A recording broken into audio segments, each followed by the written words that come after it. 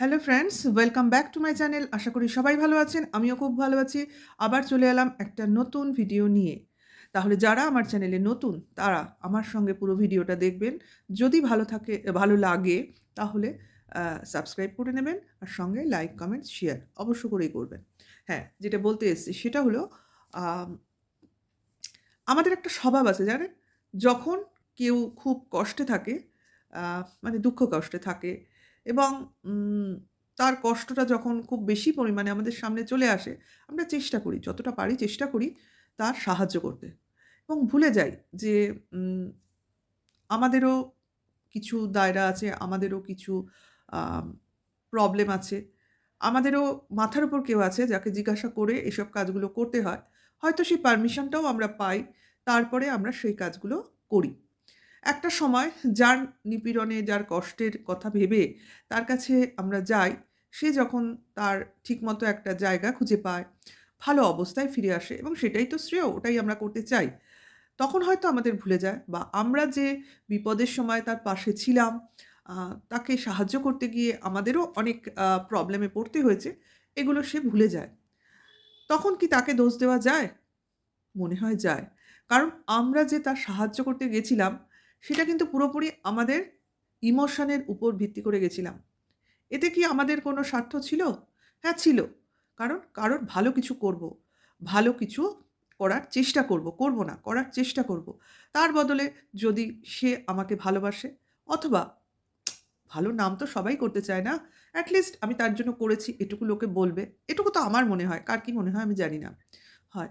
কাজেই সেই কারণে বা কারো সাহায্য করব মনে একটা শান্তি পাবো, এই তাগিদেও অনেক সময় চেষ্টা করি। কারণ আমরাও সমাজে বাস করি।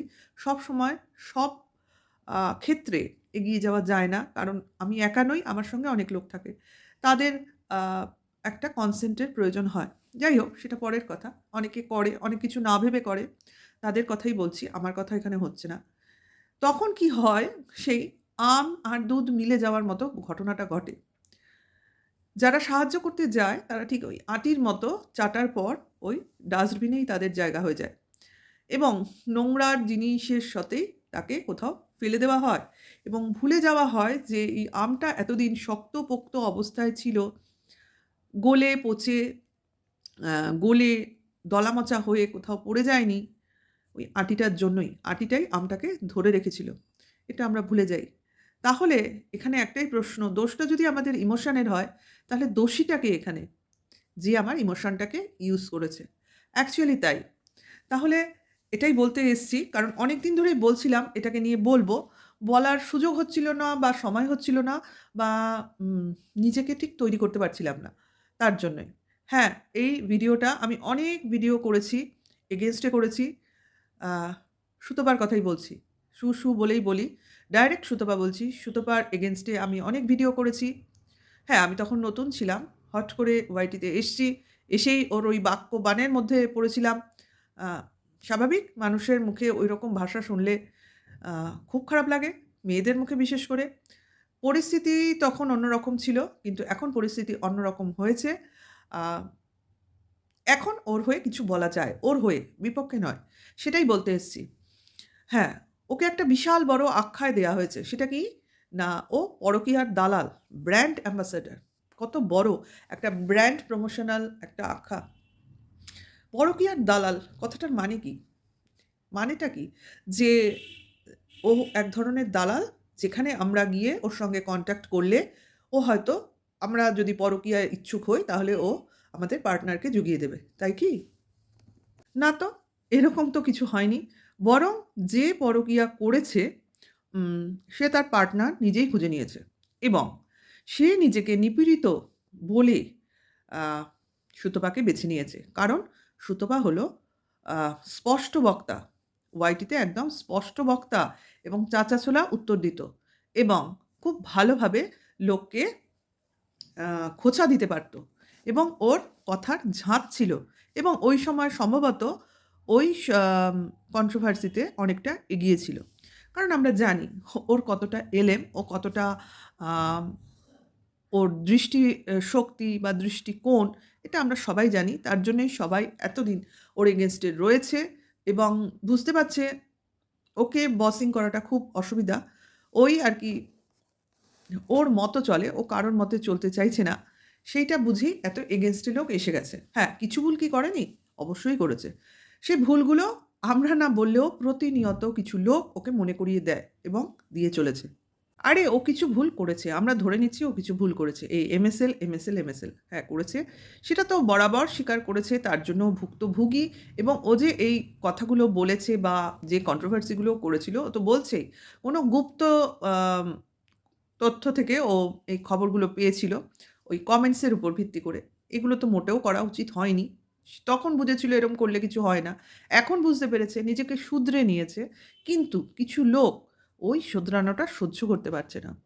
তারা ভাবছে ওকে এই কথাগুলো ভুলতে দিলে হবে না। কাজেই প্রতিনিয়ত ওই এমএসএল সবসময় ওই ঘটনাগুলোকে তুলে এনে ওকে প্রতিনিয়ত ওই আখ্যায় ভূষিত করতে চায়।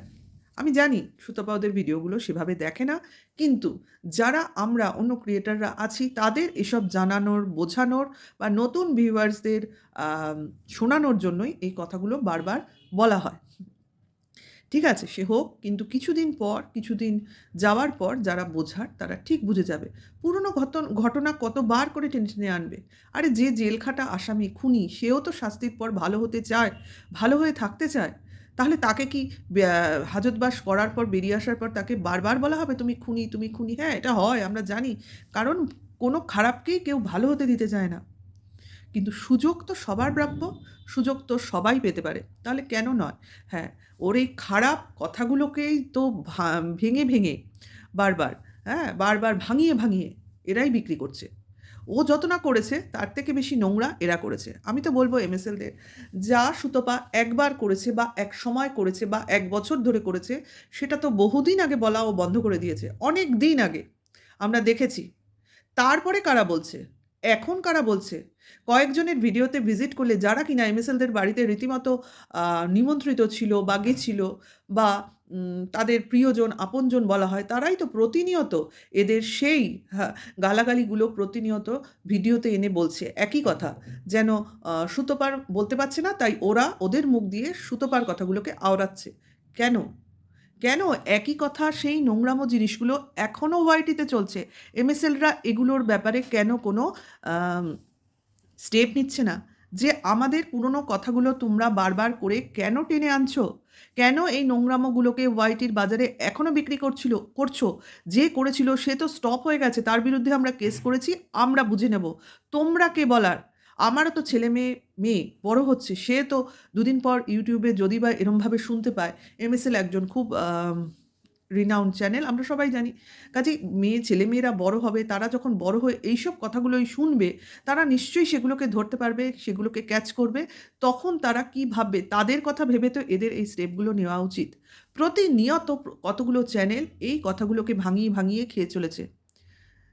মানে আমার একবার একজন করেছে বলে সেই কথাগুলোকে আমার ভুলতে দিলে চলবে না ওয়াইটিতে। কারণ তার একটা ভুল আমাদের ১০০ ভুলের সমান করে দিতে হবে। অনেক দিন ধরে করেছে। বহু কথা বলেছে।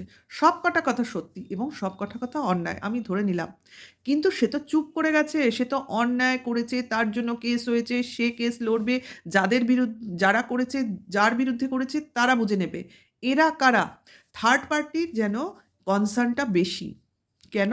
কারণ তাদের তো কনটেন্ট লাগবে। তাদের তো ভিউজ কামাতে হবে এবং ভিউয়ার্সরা এগুলোই বোধহয় বারবার শুনতে চায়। এইগুলোর বিরুদ্ধেই স্টেপ নেওয়া উচিত। বলে না? কোনো মেয়ের যদি একবার রেপড হয়, সেই রেপ বোধহয় তাকে কোর্টের কেস চলাকালীন ১০০০ বার করা হয়। ওই উকিলের মারফত, সওয়াল জবাবের মারফত। অপমানের বোধহয় কোনো শেষ নেই। কেউ ভুলতে দেয় না কোনো অপমান। এটাও অপমান। বারবার একই কথা বলছে। যে বলছে যার উৎপত্তি, যার মুখে এই কথার উৎপত্তি, সে তো চুপ করে গেছে। আর যারা কিনা এগুলো তখন প্রোটেস্ট করেছিল, তারাই এখন সেই কথাগুলো এখনও আজ অবধি আওড়ে যাচ্ছে। কেন এমএসএলরা এগুলো দেখে না? কেন এগুলোর বিরুদ্ধে প্রতিবাদ করে না? যে না, তোমরা আমাদের ওই নোংরা কথাগুলো আর বলবে না। যেগুলো ও বলেছে সেটা আমরা যা স্টেপ নিয়েছি আমরা বুঝে নেব। তোমরা এগুলোকে আর বলবে না। এদের সঙ্গে না ভালো রিলেশন, তাহলে কেন এগুলোর বিরুদ্ধে ওরা স্টেপ নিচ্ছে না? আমি আজকে আমার ভিডিওটা এমএসএলদেরই মেনশন করব, এক্স্যাক্টলি মেনশন করব। এটা কোনো জানি না তারা দেখবে কিনা, কিন্তু আমার মনে হয় এটার বিরুদ্ধেও ওদের স্টেপ নেওয়া উচিত। অপমানের শেষটা তো একটা থাকবে। আমরা যখন বুঝেছি আমরা বুঝে নেব। তোমরা কেউ নও এখানে। হ্যাঁ, তোমরা প্রোটেস্ট করেছো তখনকার মতো, আমাদের টপিকস শেষ হয়ে গেছে। এখনো কেন? ওই জিনিসের কি পুনরাবৃত্তি হচ্ছে আর? যে আবারও বলে যাচ্ছ? না তাকে দোষী সাজানোর জন্য? সে তো ওই ঘটনায় যা দোষী, যা নির্দোষ, সে তো আদালত, আইন বুঝে নেবে। এখন ওয়াইটিতে ওই কথাগুলো ঘুরে ফিরে কি করছে? নতুন কথা থাকলে কিছু বলো। নতুন কথায় কোনো অসুবিধা নেই। নতুন কিছু খুঁজে বার করো। সেগুলোর তো সময় নেই। সেগুলোর এখন আমার সময় নেই। আমার তো অনেক কাজ না? তার মধ্যে পুরনো কথাগুলোই আমার মনে আছে, যেগুলো আমি পুরো ওই সময় ছিলাম। কাজেই ওগুলোকেই বারবার ভাজো। খাটনি কম। অ্যাকচুয়ালি যারা এসব কথা নিয়ে বলছে না, তারা নোংরা ঘাঁটতেই ভালোবাসে। তারা কখনো ভাবে না যে, যে নোংরা ঘেঁটেছে সে যখন আর ঘাঁটছে না, তখন আমার এখানে আর কোনো কথা বলার দরকার নেই। আমি আমার কনটেন্ট নিয়ে কাজ করি। কারোর নোংরামি, কারোর বদমাইশি সেগুলো তো আমার কনটেন্ট হতে পারে না। হ্যাঁ, দীর্ঘদিন দেখতে, দেখতে একটা বিষয় নিয়ে আমি কথা বলতে পারি। রোজ, রোজ তাকে না চেটে, না তার কথা বলে আমার কোনো খাবারই হজম হয় না।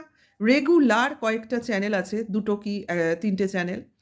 এর পেছনে পড়েই থাকবে। মানে আমি বলছি কিছু নামকরা ক্রিয়েটরদের কথা, মানে যাদের নাম মোটামুটি সবাই জানে তাদের কথা বলছি। তাছাড়া তো অনেক ছোটখাটো প্রচুর আছে। কেন? সবসময় এত খারাপ চিন্তা, খারাপ কনটেন্ট করার ইচ্ছেটা কেন? কারোকে ভালো হতে দেখতে ইচ্ছা হয় না? না নিজেরা ভালো হওয়ার চেষ্টা করতে ইচ্ছে হয় না? মুখ দিয়ে যত রাজ্যের কেউ খারাপ কথা বলেছে সেই কথাগুলোকেই আমরাও আওড়াবো, কারোর বুলি আওড়াবো এটাকে বলে। কেন? নিজের কোনো কথা নেই? নিজের কিছু বলার নেই? কারোকে চর্চা করে আমার কনটেন্ট করার কি আছে? হ্যাঁ? কারোর চরিত্র বিক্রি করে আমার ইনকাম করার কি আছে? এখানে তো চরিত্র বিক্রিই চলছে। যেসব ভাষায় ওকে গালাগালি দেওয়া হয়, এটা কি কোনো ভদ্র ফ্যামিলির কালচার? আরে ও খারাপ বলেছে, তা বলে কি আমিও খারাপ হয়ে যাব? জানি না এটা কি ধরনের কালচার, কি ধরনের স্ট্যান্ডার্ড, কি ধরনের এদের ফ্যামিলি স্ট্যাটাস, যারা কিনা যাদের ফ্যামিলি মেম্বার কিনা এই ধরনের কথাবার্তাকে অ্যাপ্রুভ করে। যে, যে বলেছে বলুক, তোমরা এসব বলো না। কারণ তোমাদেরও সন্তান আছে, তারা এগুলো শুনবে, কোনো সময় কানে যাবে। বাই চান্সের ব্যাপারও তো থাকে, সবসময় তো অ্যালার্ট হওয়া যায় না। তারপর ইউটিউব তো এখন সবার হাতে, হাতে। কেউ কিছু না খুলতে পারুক, ইউটিউব খুলবেই। আবার যেখানে মা-বাবা কাজ করে। এটা সবার ক্ষেত্রেই হতে পারে। কাজেই নোংরামোটা বন্ধ হোক, কি ব্লগারদের ক্ষেত্রে, কি কনটেন্ট ক্রিয়েটরদের ক্ষেত্রে। কনটেন্ট ক্রিয়েটিং একটা সুস্থ আ মানসিকতার পরিচয় দিক। আমার মতে সেটাই উচিত। হ্যাঁ, কারোর অন্যায়টাকে যদি আমরা না নিয়ে কথা বলি, সেটাকে সুস্থভাবে কথা বলি, আমার মনে হয় ভিউয়ার্সদের টেস্টও কিছুদিন পর চেঞ্জ হবে।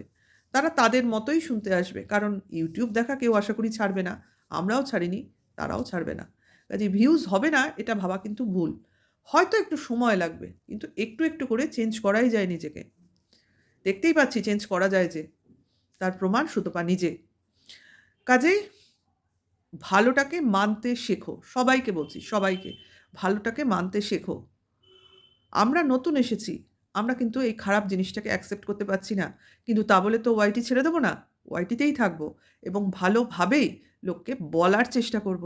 কাজেই কিছুদিন পর হলেও, কিছুদিন, বেশ কিছুদিন হলেও কিছু ভিউয়ার্সদের মনে এই প্রশ্নটা জাগবে যে, এত খারাপ যারা বলে, তারপরেও নতুন যারা এসে তারা ভালো কথায় কি করে ক্রিয়েটিং করছে। কন্ট্রোভার্সি করছে। হচ্ছে কম ভিউজ, হোক না। এটাই তো আমার রোজগারের আ আর্নিং এর একমাত্র সোর্স নয়, মানে সোর্স অফ আর্নিং নয়। এটা আমার সাইডে রয়েছে। হোক না। ভালোবেসেও তো কোনো কাজ করা যায়। সমাজ সেবাও তো অনেকে করে। সেখানে কি আর্নিং এর মেন্টালিটিতে যায়? যায় না তো। হ্যাঁ, সেখানে ভালো লাগা, ভালোবাসাটা কাজ করে। আমাদেরও তাই। হ্যাঁ, তার মধ্যে যদি কিছু আসে, আমি বারবার বলেছি, এটা করে যদি আমি কিছু পাই, তাতে অসুবিধা নেই। সেটা আমি নেব। কিন্তু এটা নেব বলেই এখানে আসা, এটা কিন্তু নয়। কাজেই আমি চাই সবাই সুস্থভাবে কথা বলুক। অসুস্থ কথা তো সবাই বলে। সুস্থ কথা যারা বলে, তারা সমাজকে একটা সঠিক বার্তাই দেয়। খারাপ জিনিসটা এখানে আলোচনা করা বন্ধ করো। নিজেদের জন্য করো, পরবর্তী জেনারেশনের জন্য করো। এটাই করা উচিত আমাদের। আ আমার মনে হয় কন্ট্রোভার্সিটা এত খারাপও নয় লোকে যেটা মনে করে। এটাই বললাম, আর বাড়াচ্ছি না। আবার আসবো অন্য সময় অন্য একটা ভিডিওর সাথে। এখন টাটা।